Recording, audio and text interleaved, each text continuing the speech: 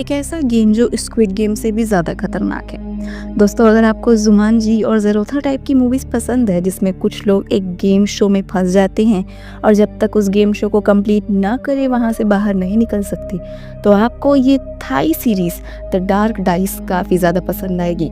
अब ये वीडियो काफ़ी हद तक मेरी one of the best YouTube video the nightmare teacher जैसी ही है, जिसमें एक टीचर कुछ बच्चों को मनचाहा आशीर्वाद देता था, पर हर ब्लेसिंग के साथ एक बूंद भी आता था जो उन्हें बर्दाश्त करना होता था। तो बिना लेट करे इस कहानी को हम शुरू करते हैं। कहानी की शुरुआत होती है हमें सेमुत नाम के लड़के को दिखाते हुए। सेमुत के पापा आज उसे नए स्कूल में छोड़ने के लिए आए थे, जहाँ पे सेमुत का हाल ही में एडमिशन हुआ था। वास्तव में सेमुत ने अपने पिछले स्कूल में अपने स्कूल के बच्चों के साथ मारपीट कर लिया था, जो काफ़ी ज़्यादा वायलेंट हो गया था, जिसके कारण सेमुत को उस स्कूल से निकाल दिया गया था।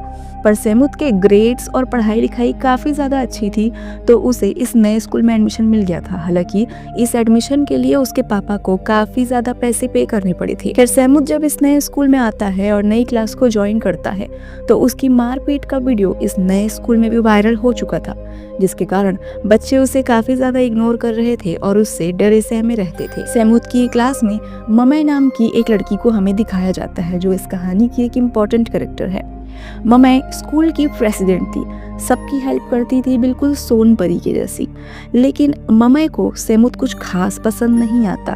एक तो उसका वायलेंट नेचर और दूसरा टीचर तारीफ कर देता है कि सेमुत पढ़ाई लिखाई में काफ़ी ज़्यादा होशियार था, जिससे ममय काफ़ी ऑफेंड हो जाती है और कह देती है कि होगा अपने स्कूल में होशियार, यहाँ के स्कूल में तो ज़्यादा ही एक्स्ट्रॉर्डिनरी लोग हैं जो कि स्टेट और नेशनल लेवल पे कम्पीट करते हैं। अब सेमुत को ये सुन के थोड़ा तो ऑफेंडिंग लगता है, लेकिन वो कर भी क्या सकता था। नया स्कूल है और उसकी रेपुटेशन ही ऐसी थी जिससे उसे डील तो करना ही होगा। खैर, प्रिंसिपल ममय यानी स्कूल प्रेसिडेंट को सजेस्ट करते हैं कि वो सेमुत को किसी न किसी क्लब में एडमिशन दिला दे, क्योंकि हर स्टूडेंट को किसी न किसी एक्टिविटी क्लब में पार्टिसिपेट करना ज़रूरी था। लेकिन ममय यहाँ पे सेमुत को किसी भी क्लब में ज्वाइन करवाने में इंटरेस्टेड नहीं थी, क्योंकि कोई भी क्लब मेंबर एक लड़के को जिसका बैकग्राउंड मारपीट वाला है उसे क्यों ही लेगा। खैर, वो दोनों जब इस बारे में डिस्कशन कर ही रहे थे, तो हमें पास की एक बिल्डिंग से कुछ चीखने चिल्लाने की आवाज़ सुनाई देती है, जिस आवाज़ को ममय और सेमुत भी सुन पा रहे थे। सेमुत ममय से पूछता है कि ये बिल्डिंग किस चीज़ की बिल्डिंग है, जिस पे प्रेसिडेंट ममय आंसर देती है कि ये बिल्डिंग स्कूल का पुराना स्पोर्ट्स क्लब हुआ करता था, लेकिन 30 साल पहले कुछ बच्चे वहाँ से गायब हो गए थे। तब से इस बिल्डिंग को स्टोर रूम की तरह यूज़ में किया जा रहा है। पर फिलहाल इस स्टोर रूम से कुछ चीखने चिल्लाने की आवाज़ आ रही थी, तो बीइंग अ प्रेसिडेंट ममय भागती है कि वहाँ माजरा क्या चल रहा है। तो माजरा तो अबराकाडाबरा चल रहा था। डॉन और बेन नाम के दो बदमाश लड़के केन नाम के पढ़ाकू लड़के की पिटाई कर रहे थे। जैसे ही ममय उनसे कन्फ्रंटेशन करती है कि वो क्यों पीट रहे थे, तो डॉन और बेन साफ झूठ बोल देते हैं कि वो तो बस केन की मदद कर रहे थे। केन भी यहाँ उनके हाँ में हाँ मिलाता है कि हाँ भाई हाँ, ये मेरी हेल्प कर रहे थे। पर बेटा, मार पीट करके कौन सी हेल्प कर रहे थे, इस बात को सेमुत क्वेश्चन कर देता है, जिससे बेन और डॉन अब सेमुत की पिटाई करने लगते हैं, ये कहते हुए कि कल का आया लड़का हमसे जुबान लड़ाएगा। अब इस बीच में जब वो सेमुत से हाथापाई कर रहे थे, तो अचानक वहाँ पे एक अलमारी गिर जाती है और अलमारी के गिरते ही वहाँ से डायमंड शेप के एक अजीब सा डाइस यानी कि पासा रोल होते हुए सामने आता है। और जैसे ही वो पासा रोल होता है, उस पर एक निशान उभरता है जो कि चंद्रमा और सूरज का निशान था, और ये चांद और सूरज का निशान मिलकर एक आंख में कन्वर्ट हो जाता है। अचानक उस कमरे में एक ब्राइट सी लाइट जलती है और ऐसा लगता है जैसे भूकंप आया है। पांचों बच्चे काफी ज्यादा डर जाते हैं और अगले ही पल हमें एक आकाशवाणी टाइप की आवाज़ सुनाई देती है, जो कहाँ से आ रही थी समझ नहीं आता। लेकिन अब इस स्टोर रूम का माहौल चेंज हो चुका था। ये स्टोर रूम एक बड़े हॉल में कन्वर्ट हो गया था, जिसमें 8 दरवाजे थे, और यहाँ पर आवाज़ आती है, welcome to the dark dice game, जिस गेम में 8 लोगों को पार्टिसिपेट करना है। अब यहाँ पे 5 बच्चे तो कंफ्यूज हो जाते हैं कि हम तो सिर्फ 5 लोग हैं, 8 लोग को पार्टिसिपेट करना है, ये कैसे होगा। लेकिन 8 लोगों का इंतजाम तो गेम ने खुद ही कर दिया था। अचानक एक दरवाज़ा खुलता है, जिस दरवाजे से लैला और मजनू की एंट्री होती है। लैला मजनू स्कूल के किसी कमरे में हैंग आउट कर रहे थे, लेकिन अचानक से पोल खुल गई और पोल खुली इस मिस्टीरियस दरवाजे की तरफ। पांचों बच्चों की तरह लैला मजनू भी कंफ्यूज थे कि हो क्या रहा है, हम अचानक से यहाँ कैसे आ गए। और अचानक से जैसे ही ममय को एक दूसरा दरवाज़ा खोलने की परमिशन मिलती है, ममय को उस कमरे में एक बेहोश लड़की मिलती है जिसका नाम ओम था। ओम एक मिस्टीरियस लड़की थी। इसे स्कूल में किसी ने भी नहीं देखा था और ये स्कूल में किसी की दोस्त भी नहीं थी। तो ये मिस्टीरियस लड़की भी अब इस गेम में पार्टिसिपेट कर रही थी। तो कुल मिलाकर अब इस गेम में 8 पार्टिसिपेंट हो चुके थे। प्रेसिडेंट ममय, होशियार सेमुत, चश्मिश केन, डॉन और बेन जो स्कूल के गुंडे थे, लैला, मजनू और ओम जो कि एक मिस्टीरियस लड़की थी। और इन 8 लोगों को अब पहला गेम चोर पुलिस का सामना करना था। तो गेम कुछ इस प्रकार था कि गेम का नाम था चोर पुलिस और इसमें उन लोगों को एक मरी हुई लड़की की लाश खोजनी थी जो 1995 में स्कूल में ही खत्म हुई थी। वो लाश स्कूल की इस 4 मंजिल इमारत में किसी न किसी रूम में है, जिस रूम का इन्हें पता लगाना है। इसके साथ में इन लोगों को 3 सिक्के दिए गए हैं, जिस सिक्के के थ्रू ही वो कमरे के अंदर घुस सकते हैं और वहां से कुछ न कुछ हिंट्स ला सकते हैं। तो बस गेम शुरू होता है। 8 प्लेयर थे, 3-3 सिक्के मिले थे, यानी टोटल 24 कॉइन्स और इन्हें हर कॉइन्स को सही तरीके से इस्तेमाल करना था क्योंकि एक्स्ट्रा कॉइन्स नहीं मिलेंगी और अगर 1 घंटे के अंदर इन्होंने इस केस को सॉल्व नहीं किया तो वो हमेशा के लिए गेम में फंसे रह सकते हैं। अब थे तो ये टीनेजर, कुछ ना कुछ मस्ती मजाक तो करेंगे ही, तो कुछ कॉइन्स तो ये ऐसे ही मस्ती मजाक में बर्बाद कर देते हैं। पर बाद में जब उन्हें घटते हुए टाइम और गेम की सीरियसनेस का अंदाज़ा होता है तो अब वो एक टीम की तरह प्ले करने का सोचते हैं। वो सभी अलग अलग कमरे में जाते थे और मिलने वाले हिंट्स को इकट्ठा करते थे, जिसके बाद डिसाइड करते थे कि नेक्स्ट कौन से रूम में जाना है और किस रूम में वो जाना अवॉइड कर सकते हैं ताकि समय भी बचे और डेड बॉडी भी मिल जाए। लेकिन मज़े की बात ये थी दोस्तों कि कुछ लोग ऐसे थे जो अपने हिंट्स सही नहीं बता रहे थे, जिसके कारण एक एक प्लेयर धीरे धीरे एलिमिनेट होते जा रहे थे, जिसका मतलब इन सिपाहियों में कोई चोर भी है। सेमुत को ये बात समझ में आ गई थी, यानी चोर पुलिस के गेम में इन्हें लग रहा था कि ये सभी की सभी पुलिस हैं और इन्हें किसी चोर को खोजना है, पर चोर तो इनके बीच में ही था। पता चलता है कि इस पूरे गेम में डॉन और लैला झूठ बोल रहे थे क्योंकि उन दोनों को चोर की ड्यूटी असाइन हुई थी और उनका काम था डेड बॉडी को छुपा के रखना।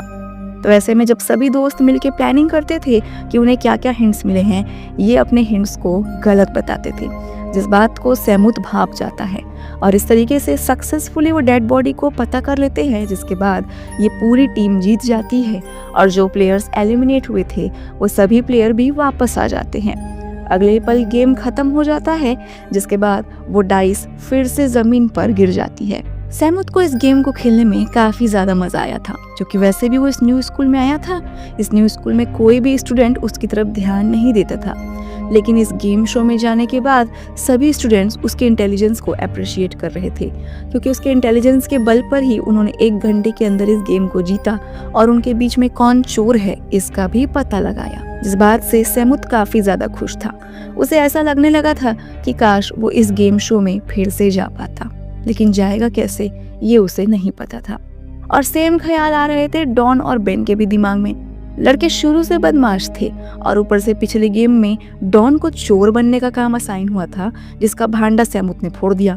तो ये उसे खुद की पर्सनल हार लग रही थी। उस गधे को ये समझ नहीं आ रहा था कि इस गेम को एक टीम की तरह खेलना है, वो इस गेम को पर्सनल खेलना चाहता था। तो उसके मन में भी चाहत थी कि इस गेम को फिर से शुरू किया जाए। तो वो फिर से 8 लोगों को वहाँ स्टोर रूम में बुलाता है और सबको इंसिस्ट करता है कि इस गेम को फिर से खेला जाए। बहुत सारे लोग इस चीज़ को नेग्लेक्ट भी करते हैं। वो कहते हैं कि फिर से इस गेम शो की दुनिया में क्यों जाना है, प्लीज़ यहीं रहते हैं, हमें गेम नहीं खेलना है। लेकिन डॉन और बेन को तो गेम खेलना था और कहीं ना कहीं सेमुत फिर से अपनी इंटेलिजेंस प्रूफ करना चाहता था, इसलिए वो भी इंसिस्ट करता है कि गेम ही तो है, एक बार खेल के देखते हैं। लेकिन इस बार वो जितनी बार भी डाइस को जमीन में पटकते थे, गेम शो ओपन होता ही नहीं था, जिस पर मिस्टीरियस लड़की ओम बोलती है कि तुम लोग को लगता है इस गेम में जाना इतना आसान है, इतना आसान नहीं है। जिस पर सेमुत उस मिस्टीरियस लड़की से कहता है कि तुम काफ़ी अजीब हो, स्कूल में तुम्हें कोई जानता नहीं है और ऐसा लगता है कि इस गेम के बारे में तुम बहुत कुछ जानती हो, लेकिन तुम जानती क्या हो ये हमें बताओ। इस पर मिस्टीरियस लड़की ऑब्वियसली अग्री नहीं होती है। हमें समझ में आ जाता है कि कहीं ना कहीं लड़की बहुत सारे राज छुपा रही है, लेकिन ये इन्हें बता नहीं रही है। वो बस सेमुत को ये कहती है कि किसी पे भरोसा मत करना, कोई भी इस गेम में भरोसा करने के लायक नहीं है। सेमुत को ये बात कहीं ना कहीं दिल पे लग जाती है और वो भी अब इस गेम को स्मार्टली खेलना चाहता था। और उसे याद आता है कि पिछली बार शाम का टाइम हो रहा था, यानी सूरज डूब रहा था और चांद उग रहा था। तो इस डाइस को भी ऐसे टाइम पे रोल करना है जब चांद और सूरज एक साथ हो, क्योंकि डाइस में निशान भी तो वही लगा था। तो अगली बार जैसे ही ऐसा शाम का समय होता है कि चांद और सूरज एक साथ आसमान में दिख रहे थे, वो इस डाइल को रोल करता है और वला जादू हो जाता है। फिर से एक ब्राइट रोशनी आती है और ये लोग एक मिस्टीरियस कमरे में पहुंच गए थे भूकंप के साथ में। अब इस गेम का नाम था टेट्रिस। तो दोस्तों, टेट्रिस नाम का गेम आपने कभी ना कभी तो खेला होगा। स्क्रीन पर देखिए, ये कुछ इस टाइप का गेम होता है जिसमें रैंडम पजल्स आते रहते हैं और आपको इस पजल को अरेंज करके लाइन कंप्लीट करनी रहती है और जैसे ही लाइन कंप्लीट होती है आप विनर हो जाती हैं। तो इस बार इन्हें टेट्रिस का ही गेम खेलना था जिसमें डिफरेंट शेप्स थे जो स्क्रीन में दिखाई दे रहे थे। सभी प्लेयर को 100 पॉइंट्स दिए गए थे।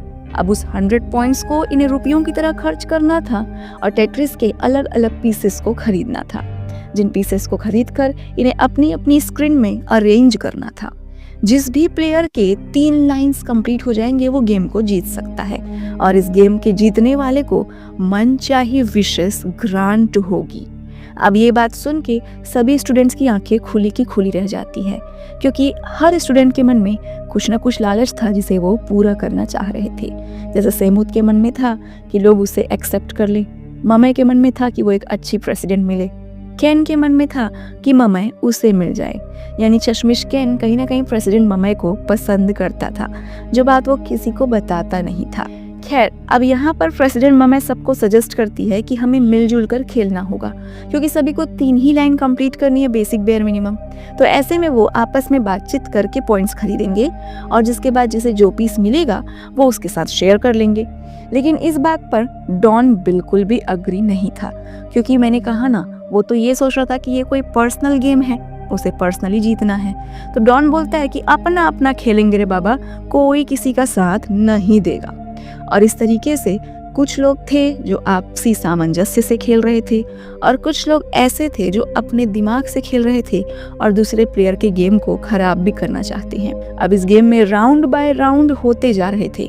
हम देख पाते हैं कि कुछ लोगों की परफॉर्मेंस काफ़ी बेकार जा रही थी और कुछ लोग काफ़ी अच्छा परफॉर्म कर रहे थे।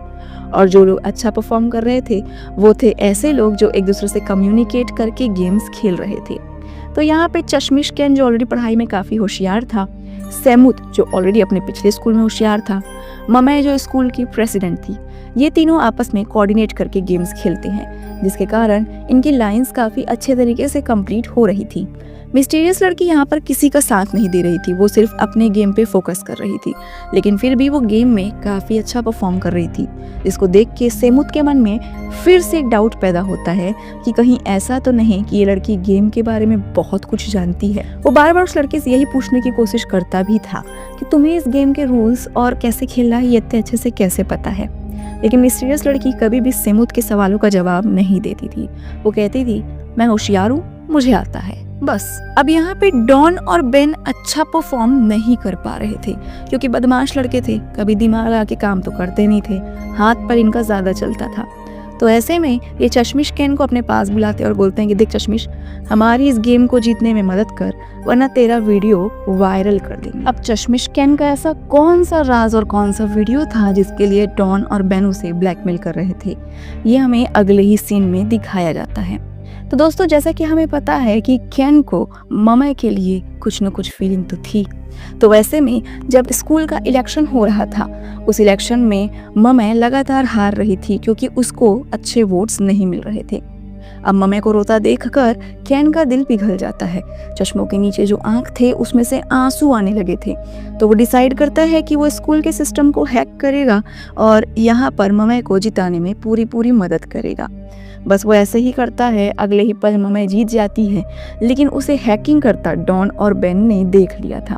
तो कोंटे में ले जाकर उसकी खातिरदारी होती है और उसे अच्छे तरीके से जब पिटाई की जाती है तो केन यहाँ पर हाथ जोड़ के एक्सेप्ट कर लेता है कि इन सब में ममय का कोई भी हाथ नहीं है, प्लीज़ ममय को मत फंसाया जाए। जिस चीज़ को ही इन लोगों ने रिकॉर्ड कर लिया था और उस रिकॉर्डिंग के बहाने वो जब चाहे उसे पंचिंग बैग समझ कर मारते पीटते रहते थे और जो चाहे काम कराते रहते थे। अपनी प्यारी ममय पर कोई आँच ना आए, उस चक्कर में केन भी इन दोनों दुष्टों की मदद करने लगता है।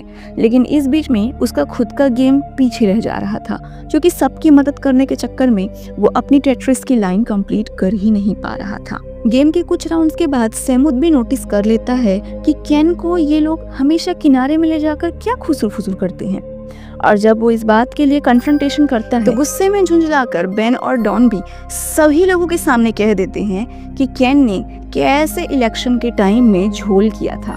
अब ये बात सुनकर सब लोग कभी केन को कोस रहे थे, कभी ममय को कोस रहे थे, और ममय की शुरू से यही कोशिश रही थी कि वो एक अच्छी प्रेसिडेंट बने और उसकी रेपुटेशन बने रहे। तो जब ममय केन की इन हरकतों के बारे में सुनती है तो रोने लगती है, जिस चीज़ को देखकर फिर से केन उदास हो जाता है, क्योंकि उसने जो कुछ भी किया था ममय को खुश करने के लिए ही तो किया था कि ममय शायद उसके एक कदम और पास आए। वो ममय से जाके माफ़ी भी मांगता है, लेकिन ममय अब केन की कोई भी बात नहीं सुनने वाली थी। और दोस्तों अब हमें दिखाया जाता है ममय का पॉइंट ऑफ व्यू।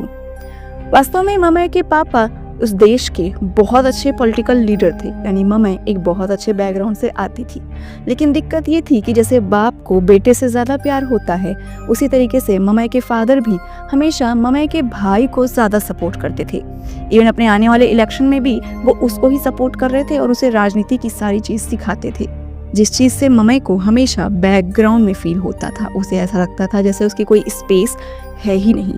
तो उसने सोचा कि क्यों ना क्यों स्कूल का इलेक्शन जीत कर वो अपने बाप को प्रूफ करे कि वो भी एक वर्दी पॉलिटिशियन बन सकती है। तो जब उसने देखा कि उसके खुद के वोट्स पीछे जा रहे हैं और स्कूल के स्टूडेंट्स उसे चूज नहीं कर रहे हैं, उसने खुद ही केन से रिक्वेस्ट की थी कि क्योंकि वो होशियार है तो कुछ एक ऐसा हैकिंग सिस्टम बनाए जिस हैकिंग सिस्टम से वोट्स को हैक किया जा सके। ओह माय गॉड, यानी ये पूरा खेल ममय का था, पर फंस रहा था केन। और प्यार में पागल केन ये कह भी नहीं पा रहा था कि ये सब तो मुझे ममय ने करने को कहा था। तो ममय फुल वुमेन कार्ड खेल रही थी रो रो के कि उसने कुछ नहीं किया, और केन लव कार्ड खेल रहा था कि मेरी ममय तो भोली है, उसने कुछ नहीं किया। लेकिन असली कल्प्रिट यहाँ पर ममय ही थी। क्या गेम खत्म होता है, सभी के टेट्रिस की 3 लाइन बन गई थी सिवाय केन के, क्योंकि केन सबकी हेल्प करने के चक्कर में और बाद में अपनी मेंटल स्टेट खराब होने के चक्कर में गेम में कम्पीट नहीं। फिर से आकाशवाणी होती है जिसमें टास्क मास्टर या कह लीजिए बिग बॉस आवाज देते हैं और कहते हैं ये गेम कंप्लीट हुआ, सभी लोग जीत गए हैं, लेकिन जो हारा है उसे सजा मिलेगी। अगले पल गेम खत्म हो जाता है और सभी स्टूडेंट्स वापस स्कूल में आ चुके थे, लेकिन किसी को ये समझ नहीं आया कि हारने वाले केन को सजा क्या मिलने वाली है, जिसका जवाब हमें अगले ही पल मिल जाता है। अगले दिन जब सभी लोग स्कूल जाते हैं तो हम देख पाते हैं कि चश्मिश केन यहाँ पर फूट फूट कर रो रहा है। वास्तव में चश्मिश केन स्कूल का सबसे होशियार लड़का था और उसे कोरिया में होने वाले एक साइंस ओलंपियाड में अपने स्कूल को प्रेजेंट करने जाना था। उसने एक बहुत अच्छा रोबोटिक मॉडल भी बनाया था, लेकिन ये मॉडल अब टूटा हुआ पड़ा हुआ था। गुस्से में केन को शक होता है डॉन और बेन पे, क्योंकि वही दोनों बदमाश तो थे जो उसे शुरू से ब्लैकमेल करते थे। तो वो जाता है उनसे कन्फ्रंटेशन करने के लिए, लेकिन फिर से पिट कर वापस आ जाता है। बेन और डॉन भी कहते हैं कि उन लोगों ने कुछ भी नहीं किया। यहाँ पे कंप्लेन होती है स्कूल के प्रिंसिपल के पास। प्रिंसिपल सीसीटीवी कैमरा पे नजर डालता है, लेकिन उस कमरे की तरफ जाता कोई नजर आया ही नहीं था। तो कौन था ऐसा जिसने केन के मॉडल को तोड़ दिया? केन काफी ज्यादा उदास था, क्योंकि बिना इस मॉडल के वो उस कॉम्पिटिशन में नहीं जा सकता था, और उसका एम ये था कि अगर वो उस कंपटीशन में जाता तो जीते वाले पैसे से वो अपने कॉलेज में एडमिशन कराता, जिससे उसे मॉनेटरी हेल्प मिलती। लेकिन उसके सारे सपने टूट चुके थे। इस बीच में स्कूल में केन का वो सिस्टम को हैक करने वाला वीडियो वायरल हो चुका था, जिसके कारण केन की ऑलरेडी बहुत ज़्यादा बदनामी हो रही थी। इसी के साथ में ममय की भी बदनामी हो रही थी कि उसने मिसलीडिंग कर कर इस इलेक्शन को जीता है। लेकिन ममय अपनी इमेज को लेकर काफ़ी ज़्यादा प्रोटेक्टिव थी। वो सारा इल्ज़ाम केन पर ही डाल दे रही थी कि उसने हैक किया है भैया, मैंने उसे कुछ नहीं बोला था, जिसके कारण अब केन की रेपुटेशन और ज़्यादा ख़राब होती जा रही थी। लेकिन ममय यहाँ पर डबल गेम खेल रही थी। वो सबके सामने तो ये कहती थी कि मेरी कोई गलती नहीं है, मेरी कोई गलती नहीं है, लेकिन केन के पास जाकर थैंक यू केन, तुमने मेरी कितनी मदद की, तुम मेरे लिए सबकी मार सह रहे हो, तुम मेरे बहुत अच्छे दोस्त हो, ऐसा कहकर वो केन को भी पटा ले रही थी। ठेठ पॉलिटिशियन है बाबू, फेक पॉलिटिशियन है, इस पर ट्रस्ट मत करना। अब स्कूल अथॉरिटी भी थोड़ी डिसअपॉइंट थी क्योंकि केन का मॉडल खराब हो गया था, तो ऐसे में कोरिया में होने वाले कंपटीशन में उनको रिप्रेजेंट कौन करेगा। लेकिन सीसीटीवी कैमरा में किसी भी बच्चे की तस्वीर नहीं आई थी जिस पर इल्जाम लगाया जा सके। ऐसे में ये सभी दोस्त फिर से मिलते हैं और इस बारे में विचार करते हैं कि क्या सच में गेम में मिलने वाला पनिशमेंट उन्हें रियल लाइफ में मिल सकता है। ऐसे में मजनू एक अजीब बात सभी को बताता है। मजनू बताता है कि प्रीवियस गेम के बाद जब वो बाहर निकल रहे थे तो वैसे में ओम ने उसे एक मिस्टीरियस बात कही थी। ओम ने कही थी कि ये गेम कोई साधारण गेम नहीं है, ये एक सुपर नेचुरल गेम है, यानी इसमें मिलने वाली सजा सच में रियल लाइफ में भी मिल सकती है।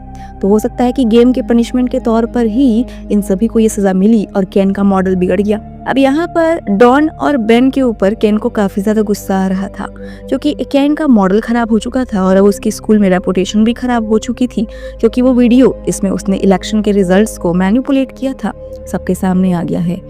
केन उन दोनों पे इल्जाम लगाने लगता है कि तुम दोनों के कारण मेरी जिंदगी पूरी तरीके से तबाह हो गई।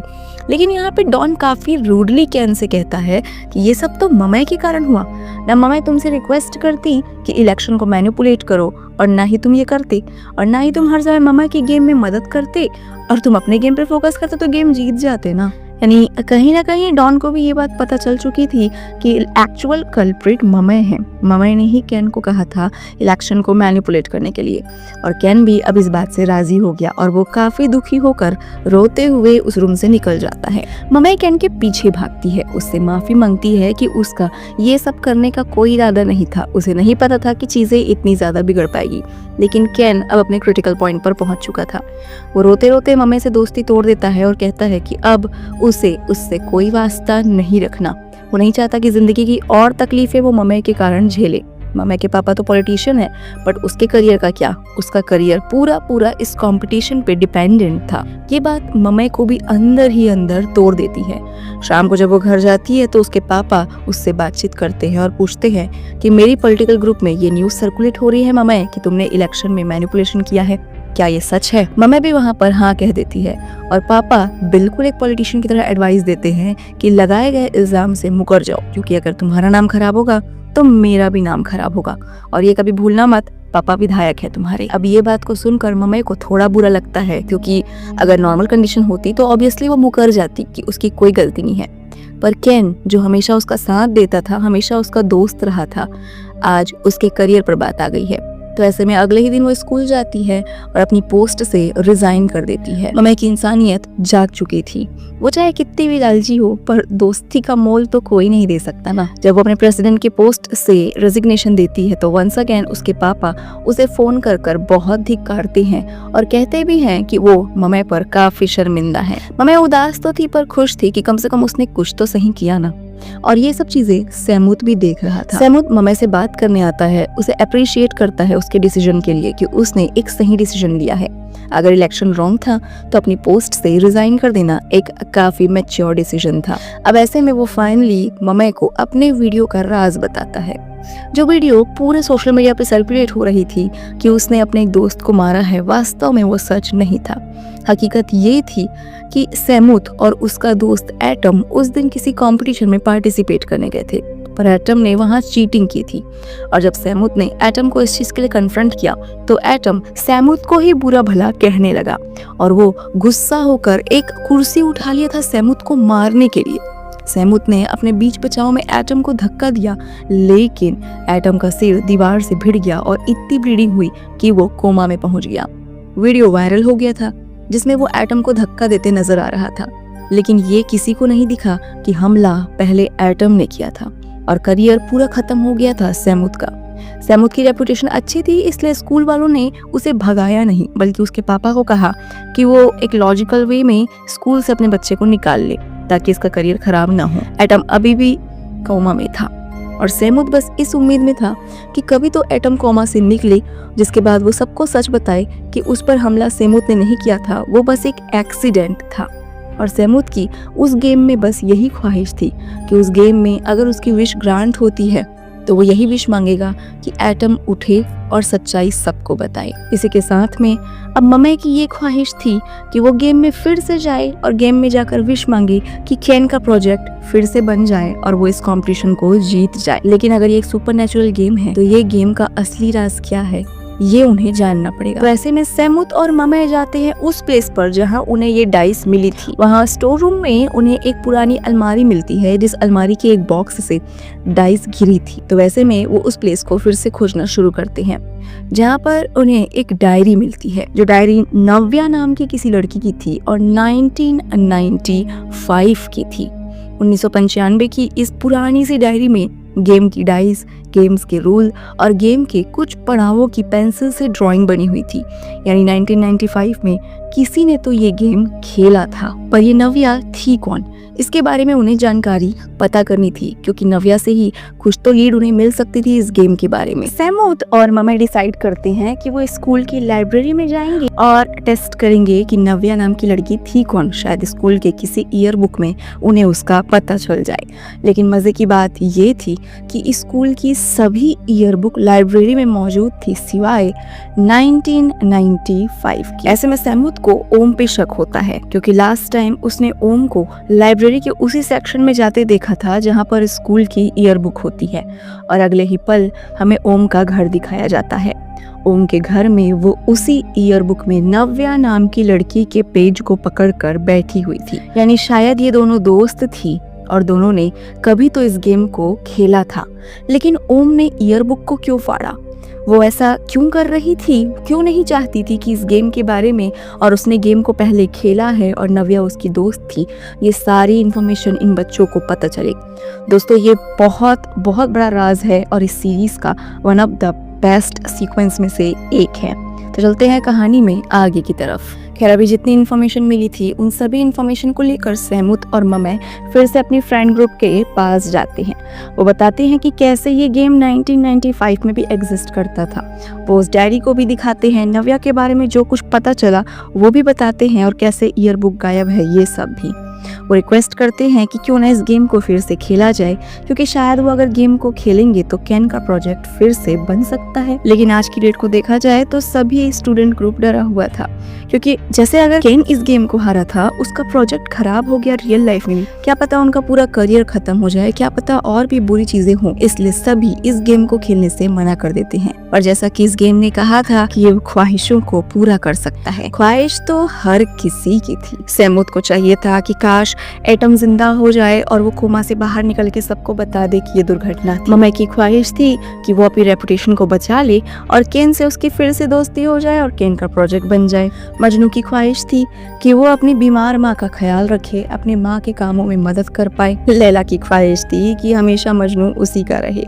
बेन और डॉन गलत आदतों के कारण बहुत से कर्जों में डूबे हुए थे, तो उनकी ख्वाहिश थी कि गेम जीतने के बाद $10 मिलियन मांग लेंगे, उनकी किस्मत ही बदल जाएगी। लेकिन हकीकत में गेम खेलने की हिम्मत किसी में भी नहीं थी। अब यहाँ पर ओम खेलती है मास्टर स्ट्रोक, क्योंकि बिना सभी प्लेयर के गेम तो खेला नहीं जा सकता ना। ओम यूं ही मजनू जब मॉर्निंग वॉक के लिए गया था तो वो उससे मिलती है और बताती है कि वो गेम को पहले भी खेल चुकी है, इसलिए वो मजनू की गेम जीतने में पूरी मदद करेगी। और ऐसे में मजनू अपनी मम्मी की भी मदद कर पाएगा, अपनी मम्मी को वो सारी खुशियां दे पाएगा जो वो डिजर्व करती है। लेकिन ओम जैसी मिस्टीरियस लड़की ये सब क्यों कर रही थी? उसकी इस चालाकियों के पीछे क्या राज था, ये दिमाग मजनू नहीं लगा पाता। मजनू को तो बस ये था कि गेम खेलूंगा और मम्मी की जिंदगी को ठीक कर दूंगा, क्योंकि अब तो मुझे एक एक्सपीरियंस प्लेयर ओम का भी साथ मिल रहा है। लेकिन बातों ही बातों में यहाँ पर एक राज सामने आ जाता है। हमें पता चलता है कि ओम हकीकत में स्कूल जाती ही नहीं थी। वो सिर्फ स्कूल का यूनिफॉर्म पहन के स्कूल में घूमती थी, कुछ जरूरी इन्फॉर्मेशन फाइंड करती थी एंड देन वो अपने घर चली जाती थी, वरना वो इस स्कूल में पढ़ने के लिए बिल्कुल नहीं आई थी। लेकिन फिर उसके पास इस स्कूल का यूनिफॉर्म क्यों था, ये भी आगे राज में पता चलेगा। ओम सभी को मैनिपुलेट करती है और फिर से डिसाइड होता है गेम। और इस बार गेम स्टार्ट होते ही बिग बॉस की आवाज आती है कि इस राउंड में आप सभी भक्त हैं और ये होटल स्वर्ग जाने की सीढ़ी। जैसे ही ऊपर फ्लोर में तुम जाओगे, अपनी विश को मांगो और गेम को जीत जाओ। हम देख पाते हैं कि ये सभी स्टूडेंट होटल टाइप एरिया में आ गए थे, जहां 8 कमरे थे। अब इस गेम का रूल ये था कि ये बिल्कुल सांप सीढ़ी टाइप का गेम था। इस गेम में हर एक प्लेयर को एक रूम में जाना था, लेकिन कभी कभी एक ही रूम में एक साथ 2 प्लेयर भी जा सकते थे। लेकिन जब ये 2 प्लेयर एक साथ एक रूम में जाएंगे तो इन दोनों के बीच कंपटीशन होगा जिसमें कोई एक जीतेगा। जैसे ही आप कमरे में जाएंगे आपको अलग अलग टाइप के माइंड गेम, जैसे कभी पजल सॉल्व करने के लिए दिया जाएगा। आपको पजल्स को सॉल्व करना है, जिसके हिसाब से आपको रैंक्स मिलेगी, जिसके बाद आपको ऊपर के फ्लोर पर जाना है। हर रैंकिंग के साथ आपको कुछ अमाउंट मनी भी मिलती जाएगी, जिससे आप सांप, सीढ़ी, पुश और पुल जैसे कार्ड्स खरीद सकते थे। अगर आप सांप नाम का कार्ड खरीदते तो आप किसी दूसरे प्लेयर को लोअर फ्लोर में भेज देते, जिससे उसका एक रैंक नीचे गिर जाएगा। अगर आप सीढ़ी को लेंगे तो आप बिना गेम खेले एक फ्लोर ऊपर जा सकते हैं। अगर आप पुश करेंगे तो किसी अनवांटेड प्लेयर को अपने कमरे से धक्का दे सकते हैं। और अगर आप पुल प्ले करते हैं तो किसी डिजायर्ड प्लेयर को आप अपने कमरे में खींच सकते थे।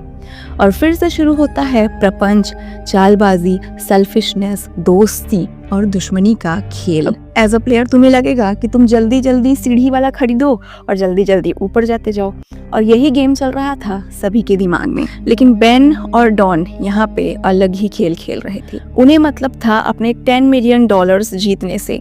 तो ऐसे में गेम जीतने का एक ही तरीका है, दूसरों को हराओ। जब भी किसी राउंड में जाते थे तो वो सांप का कार्ड ले लेते थे, और सांप का कार्ड किसी भी प्लेयर को दूसरे फ्लोर से नीचे भेज सकता था। अब आपको लगेगा ठीक है, एक फ्लोर अगर आप नीचे चले गए, फिर से पजल सॉल्व करो, ऊपर के फ्लोर में आ जाओ। लेकिन दोस्तों ये ऐसे आसान नहीं था। हर एक निश्चित समय के बाद में फ्लोर्स टूट रहे थे, यानी आप लंबे समय तक अगर किसी कमरे में फंसे रहे तो आप मर सकते हैं, क्योंकि फ्लोर टूटते ही उस कमरे के साथ आप भी टूट जाओगे। है ना काफी इंटरेस्टिंग गेम। तो ये गेम शुरू होता है और सभी अपने अपने लेवल पर बेस्ट खेलने की कोशिश कर रहे थे। लेकिन फिर से डॉन और बेन की साजिश के कारण सैमुत और ओम एक ऐसे फ्लोर पे फंस जाते हैं जो फ्लोर खत्म हो रहा था, और हम देख पाते हैं कि ये होटल हवा में तैर रहा था। बाहर निकलने का कोई रास्ता नहीं था, सिर्फ इस गेम को खेलना ही एकमात्र रास्ता था। ऐसे में सैमुत ओम से पूछता है कि क्या तुमने इस गेम को पहले भी खेला है? अगर खेला है तो प्लीज हमें इस लेवल से निकलने में हेल्प करो।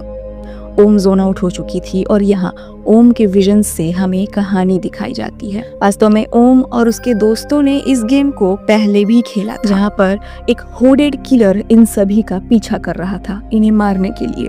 ऐसे में सभी फ्रेंड्स डिसाइड करते हैं कि उनकी एक सहेली जो नव्या ही थी, जिसके पैर में चोट लग गई है, उसे पीछे छोड़ दिया जाए, क्योंकि वो स्लो है और उसके कारण सभी स्लो हो रहे थे। किलर उसे मार देगा और ऐसे में वो सभी इस गेम से बच के निकल जाएंगी। तो क्या ओम के मन में यही गिल्ट है कि वो उस गेम में नव्या को नहीं बचा पाई, और नव्या को सभी दोस्तों ने अपने आप को बचाने के लिए प्रे बनाकर किलर के सामने छोड़ दिया? पता नहीं, ये तो आगे ही पता चलेगा, क्योंकि यही तो इस गेम की सबसे बड़ी मिस्ट्री थी। ओम जैसे ही होश में आती है वो सैमुत को कहती है कि गेम हर बार चेंज होता है। मैंने गेम खेला ज़रूर है, लेकिन ये लेवल उस समय नहीं था। ये गेम नए तरीके से फिर डिज़ाइन हुआ। खैर, अपनी सूझबूझ से और अपनी अक्लमंदी से सैमुत और ओम उस लेवल के पजल को सॉल्व करते हैं और जैसे तैसे करके नेक्स्ट लेवल पहुंचते हैं। गेम इस तरीके से प्रोसीड होता है और सभी प्लेयर 10th यानी कि लास्ट फ्लोर पर पहुंच चुके थे, और उस फ्लोर पर सबसे पहले पहुंचे थे सैमुत और गंदा लड़का डॉन।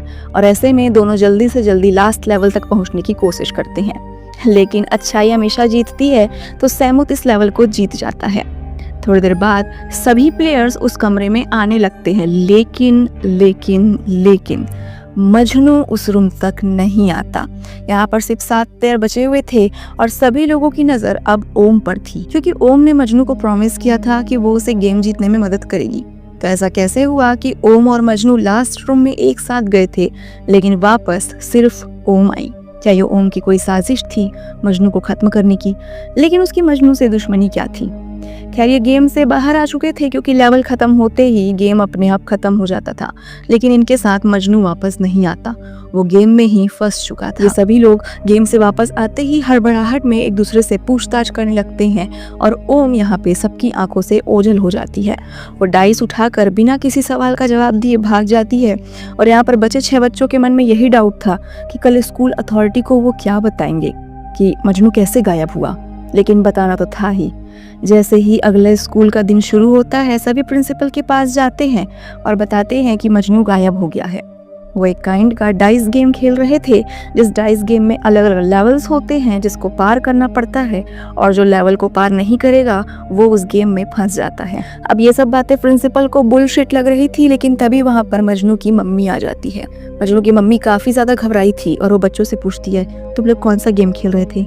क्या ये डायमंड टाइप की एक डाइस थी जिसमें चांद और सूरज बना है और शाम को ये गेम एक्टिवेट होता है? क्या तुम लोग वही गेम खेल रहे थे? मजनू की माँ का ये जवाब सुनते ही सभी बच्चों की जान निकल जाती है। आखिर मजनू की माँ को इस गेम के बारे में कैसे पता? और दोस्तों, अब यहाँ पर खुलता है इस सीरीज का राज।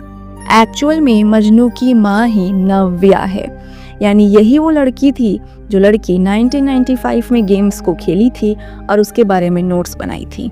यानी नव्या और ओम का कोई तो राज था। तो ऐसे में सैमुत नव्या यानी मजनू की मम्मी को लेकर जाता है ओम से मिलने के लिए, और ओम यहाँ पर काफी ज्यादा गुस्से में थी। लेकिन मजे की बात ये थी कि जब नव्या 95 में इस गेम को खेली थी तो जाहिर सी बात है 2025 में उसकी उम्र थोड़ी तो ढली थी, वो थोड़ी बुजुर्ग हुई थी। लेकिन यहाँ पर उसकी दोस्त ओम अभी तक बिल्कुल किसी बच्ची की ही उम्र की थी। तो आखिर उस रात हुआ क्या था? दोस्तों, कहानी के पत्ते खुलते हैं और हमें बताया जाता है कि ओम और नव्या बेस्ट फ्रेंड थी।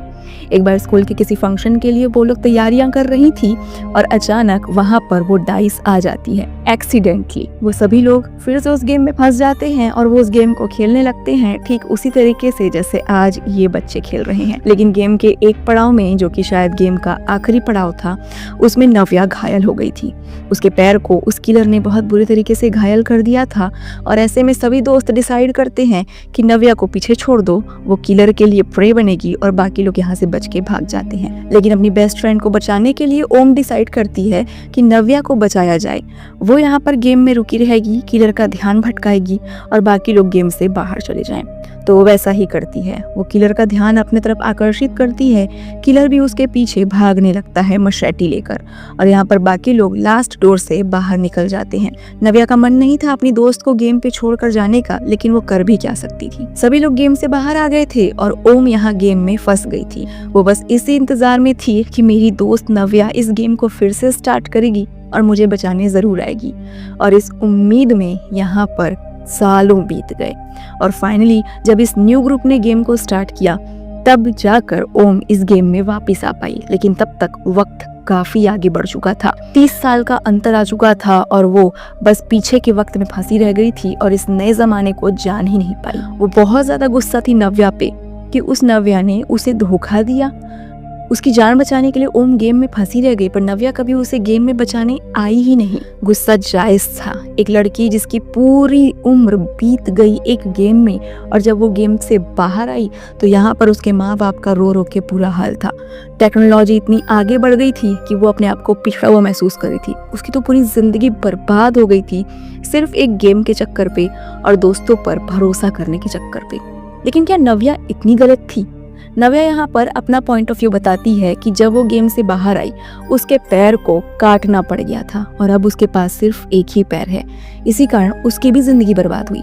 वो यहाँ जिंदा तो थी, लेकिन वो हर रोज ओम के पेरेंट्स से मिलने आती थी, उनका ख्याल रखती थी। हाँ, उसे गिल्ट था कि वो गेम को फिर से स्टार्ट नहीं कर पाई, क्योंकि गेम अकेले स्टार्ट नहीं किया जा सकता था। बाकी सभी प्लेयर नव्या का कटा हुआ पैर देखकर इतने ज्यादा डर गए थे कि वो सीधा स्कूल छोड़कर ही चले गए थे। ऐसे में नव्या सिर्फ डायरी में अलग अलग नोट्स बनाती रही कि कैसे वो इस गेम को अकेले स्टार्ट करे, लेकिन गेम कभी स्टार्ट हो ही नहीं पाया। इसीलिए वो उसे बचाने नहीं आ पाई और उसकी बातों पर किसी को यकीन भी नहीं था।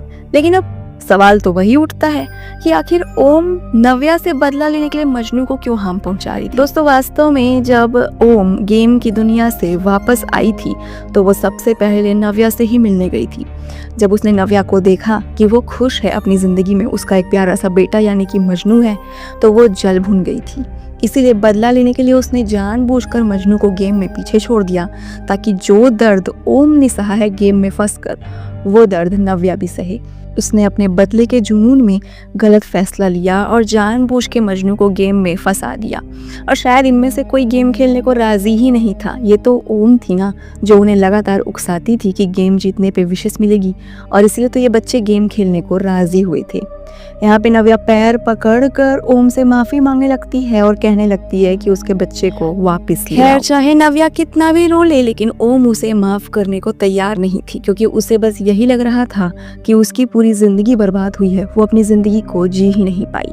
तो ऐसे में बाकी बच्चे डिसाइड करते हैं कि वो खुद ही गेम को खेलेंगे, लेकिन गेम बिना पूरे प्लेयर्स के खेला नहीं जा सकता। एक दिन की बात है, शाम को सैमुद जाता है ओम से मिलने के लिए। ओम से मिलने जाता है और कहता है कि मजनू की मम्मी नव्या ने उसके लिए एक छोटा सा गिफ्ट भेजा है। अब मन को मार के भी ओम उस गिफ्ट को एक्सेप्ट कर लेती है। उस गिफ्ट को जब वो खोल कर देखती है तो उसमें एक वॉकमैन था। दोस्तों वॉकमैन एक काइंड ऑफ म्यूजिक सुनने का इंस्ट्रूमेंट हुआ करता था, पुराने ज़माने में काफ़ी ज़्यादा फेमस था। उस वॉकमैन को देखकर ओम की आंखों में आंसू आ जाते हैं और उसे याद आता है स्कूल का वो दिन जब नव्या के पास में वॉकमैन था और ओम के पास में नहीं था। वो दोनों ऐसे ही बात कर रही थी कि अगर गेम को जीते तो क्या मांगेंगे। ओम ने चंचलता से कहा, मैं तो वॉकमैन मांगूंगी, जिस पर नव्या ने कहा, मैं तो खूब सारे पैसे मांगूंगी। अब ऐसे में दोनों एक दूसरे के ऊपर हंसने लगते हैं और नव्या प्रॉमिस करती है कि देखो अगर मैं गेम जीती तो मैं अपने पैसे से तुम्हारे लिए वॉकमैन खरीद दूंगी। और हमें पता चलता है कि दोनों कितने गहरे दोस्त थे और आज तक उस वॉकमैन को नव्या ने संभाल के रखा था। इसे देखकर ओम को अपनी गलती का एहसास होता है कि उसने जलन में कितना गलत डिसीजन ले लिया और उसके गुस्से का कितना बुरा अंजाम हुआ। तो फाइनली वो गेम को खेलने के लिए राजी हो जाती है और अब शाम के टाइम में डाइस को फिर से रोल किया जाता है। गेम शुरू होता है और ये था इस गेम का सबसे खतरनाक और आखिरी पड़ाव। खतरनाक था यानी इसमें जान का खतरा ज्यादा था। तो दोस्तों इस गेम में सभी प्लेयर को एक यूनिफॉर्म दी जाती है, जिस यूनिफॉर्म की जेब में कुछ ना कुछ रैंडम सामान जैसे कि रुमाल, घड़ी, ये सब चीजें थी जो सभी गेम में किसी न किसी पड़ाव पे इनकी मदद करने वाले थे। इस बार ये एक अम्यूजमेंट पार्क में फंस गए थे, जिस पार्क से इन्हें बाहर निकलने का रास्ता खोजना था। लेकिन ट्रिक क्या था? ट्रिक ये था कि इस बार इन्हें बाहर निकलने का रास्ता खोजना है और पार्क में घूमने वाले क्यूट क्यूट टेडी बियर वाले मैस्कट्स से दूर रहना है, क्योंकि इन मैस्कट्स के हाथ में इलेक्ट्रिसिटी थी। ये आपको छुएंगे, आपको जोर का झटका लगेगा और किस्सा खत्म। किस्सा खत्म का मतलब आपका शरीर गेम में रह जाएगा लेकिन आपकी आत्मा गेम में फंस जाएगी, जहाँ पर आपकी आत्मा को लगातार हेलुसिनेट किया जाएगा और आपकी आत्मा अगर इस हेलुसिनेशन से निकल पाएगी ना तभी वो जिंदा हो पाएगी। लेकिन हेलुसिनेशन से निकलना आसान कहाँ होता है दोस्तों, पता ही नहीं चलता क्या सच है क्या झूठ। तो ये स्मार्टली इस गेम को खेलना शुरू करते हैं, लेकिन मैस्कट्स इनके पीछे पड़ जाते हैं। मैस्कट्स से बचते बचते अचानक ओम को जोर का करंट का झटका लग जाता है, यानी वो बेहोश हो चुकी थी और उसकी आत्मा फंस गई थी हेलुसिनेशन वाले गेम में, जहाँ वो मिलती है मजनू से, क्योंकि मजनू भी इस गेम में फंस चुका था और उसकी आत्मा इस हेलुसिनेशन गेम में फंसी हुई थी। तो हेलुसिनेशन गेम में एक धुआं छोड़ा जाता है जिसको सूंघते ही इन्हें अलग अलग बुरे बुरे विचार आने लगते हैं। ओम को लगता है कि उसके सभी पुराने दोस्त उसे जानबूझ के गेम में छोड़कर गए और इस बार नए प्लेयर्स भी उसे जानबूझकर गेम में छोड़कर जाएंगे। ओम समझ ही नहीं पाती कि वो किस पे भरोसा करे किस पे ना करे। ऐसे में ओम की ही एक दूसरी सेल्फ उसके सामने आती है और कहती है, तुम्हें खुद पे भरोसा करना चाहिए और मुझ पे। इस दुनिया में बहुत सारे दर्द हैं, इसलिए इस लाल गोली को खाओ और अपने दर्द से आज़ाद हो जाओ। ओम यहाँ पर अपनी सेल्फ की बातों में आकर उस दवाई को खाने वाली थी और इस दवाई को खाते ही उसकी आत्मा परमानेंटली इस गेम में कैद हो जाती। वो इस दवाई को खा लेती, लेकिन सही समय पे सैमुद वहाँ पे आ जाता है। अब दोस्तों सैमुद की आत्मा इस गेम के इस विजन तक कैसे आई? तो एक्चुअली में जब ओम फंस गई थी तब सैमुद ने उससे प्रॉमिस किया था कि वो उसे कभी नहीं छोड़ेगा, क्योंकि कहीं ना कहीं सैमुद ओम के दर्द से रिलेट करने लगा था और वो उससे प्यार करने लगा था। तो जैसे ही ओम को करंट लगा था, सैमुद भी जानबूझ के खुद को करंट लगवा लिया और उसकी आत्मा इस रूम में आ गई थी। ऐसी हालत में वो जैसे तैसे ओम को तो बचा लेता है, लेकिन मजनू हेलुसिनेशन में आकर दवाई को खा चुका था, यानी उसकी आत्मा परमानेंटली इस गेम में कैद हो गई। सैमुद और ओम तो यहाँ से बच जाते हैं, लेकिन मजनू नहीं बच पाता। तो सैमुद और ओम जैसे ही इस गेम से निकलते हैं, उनकी आत्मा उनकी बॉडी में वापस आ गई थी, लेकिन मजनू की आत्मा वापस नहीं आती। उनके पास सिर्फ और सिर्फ मजनू की एक डेड बॉडी पड़ी हुई थी, लेकिन फिर भी वो डिसाइड करते हैं कि गेम को ख़त्म तो करना ही होगा। ऐसे में वो भागते हैं और भागते भागते जाते हैं एक दरवाजे के पास में। ये दरवाज़ा था आखिरी पड़ाव का। आखिरी पड़ाव में जाते ही उन्हें नजर आता है कि यहाँ पर सिर्फ और सिर्फ 6 एग्जिट डोर हैं और ये प्लेयर्स थे टोटल 8। तो ऐसे में 6 दरवाजे में से सिर्फ 6 लोग ही बाहर जा सकते हैं। यहाँ पर एक बहुत ही खतरनाक प्लान बनाता है सैमुत। टेक्निकली 6 दरवाजों में से 6 आत्माएं बाहर निकल सकती थी, जिसमें से मजनू तो ऑलरेडी मरा हुआ है, यानी उसके शरीर में आत्मा है नहीं। तो कोई एक प्लेयर अपने साथ मजनू की बॉडी को ले जा सकता है। ऐसे में अब हो गए 7 जिंदा लोग और 6 दरवाजे। सैमुट डिसाइड करता है कि वो खुद को करंट लगवाएगा ताकि वो मर जाए, और जैसे ही वो मरेगा उसकी बॉडी को बाहर ले जाया जाए। लेकिन ओम कहती है कि नहीं, लास्ट टाइम सैमुट ने उसकी जिंदगी बचाई थी, तो इस बार ओम आएगी उसको बचाने के लिए। ओम जानबूझकर गेम से बाहर निकलती है, जिसके बाद वो क्यूट टेडी बियर मस्कॉट ओम को झटका दे देते हैं। ओम फिर से फंस जाती है आत्माओं वाले रूम में, और आत्माओं वाले रूम के बाद उसकी डेड बॉडी बस उसके फ्रेंड्स के पास रह जाती है। ऐसे में कैन, जो कि बहुत ही स्वीट और इनोसेंट था, वो ओम को अपने दरवाजे के थ्रू बाहर ले जाता है। फाइनली 6 जिंदा और 2 मरे हुए लोग, यानी कि ओम और मजनू, ये सभी गेम से बाहर आ चुके थे।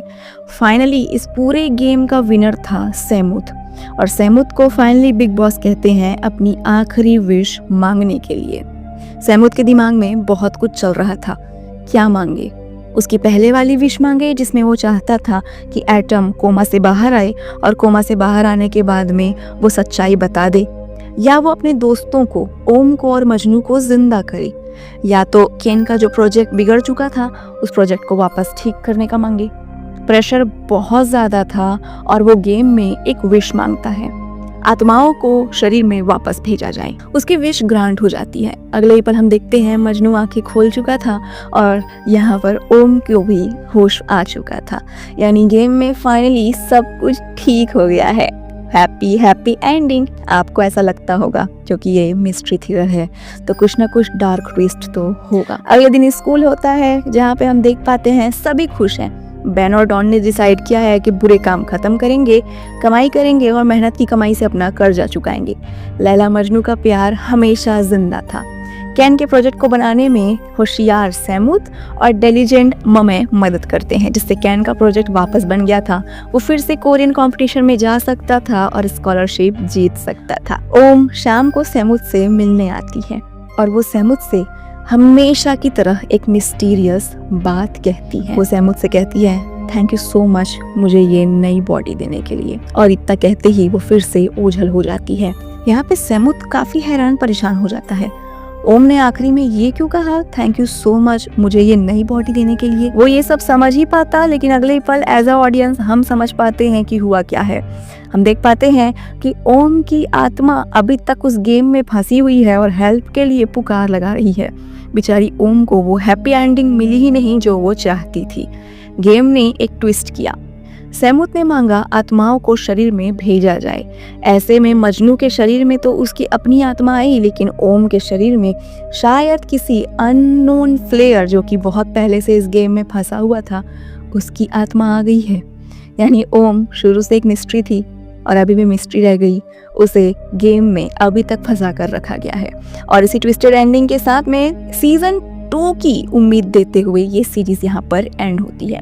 दोस्तों ये सीरीज अगर आपको पसंद आई होगी तो प्लीज मेक श्योर कि आप नाइटमेयर टीचर को भी जरूर चेक करिए। वो सीरीज भी ऐसी ही खतरनाक है और आपको देखने में काफी मजा आएगा।